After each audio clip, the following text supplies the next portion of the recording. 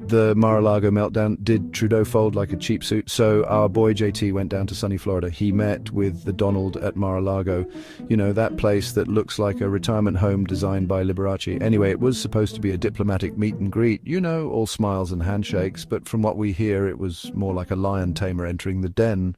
And the lion was hungry. The big news, of course, was Trump's tariff threats. He's talking about slapping a 25% duty on Canadian exports. And what did our Prime Minister do? From what we can tell, he basically just said, "Please, sir, can I have some more? No fight, no backbone, just a whole lot of nodding." And yes, sirs, honestly, folks, it was painful to watch. It's like JT forgot he's the leader of a G7 nation. He acted more like a nervous intern trying to impress the boss.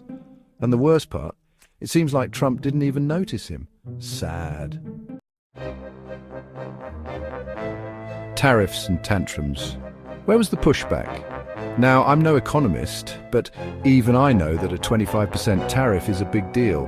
That's going to hurt Canadian businesses, it's going to cost jobs, and it's going to make everything more expensive.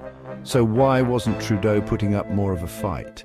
Some people are saying that Trudeau's hands were tied. They say that Canada is too reliant on the US. They say we're basically the 51st state already. And you know what? They might have a point. Think about it. We watch American TV, we listen to American music, we even eat American cheese, for crying out loud. When was the last time you saw a Canadian innovation that wasn't maple syrup related? We need to get some backbone, people. South of the border, a different tune, Sheinbaum Pardo strategy. Now let's compare Trudeau's approach to that of Mexican President Claudia Sheinbaum Pardo. She also met with Trump recently, and let me tell you, she was not there to play games. She stood up to him. She defended Mexico's interests, and she made it clear that she wasn't going to be pushed around. What's her secret? Maybe it's because Mexico has a more diversified economy than Canada.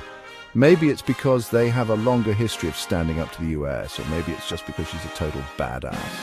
Whatever it is, Trudeau could learn a thing or two from her. He needs to realize that Canada is not a doormat. We're a proud and independent nation, and we deserve a leader who will fight for us.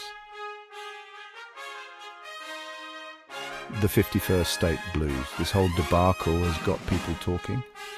They're asking, is Canada just a puppet state? Are we really that dependent on the US? And the most embarrassing question of all, are we the 51st state? Now, I don't know about you, but I don't want to be part of a country that elects a reality TV star as president. I like our health care, I like our gun laws, and I definitely like our beer better. We need to take a long, hard look in the mirror, Canada. We need to figure out who we are and what we stand for. And we need a leader who will remind the world that we're not just America's hat. We're Canada, eh? And we're not going down without a fight.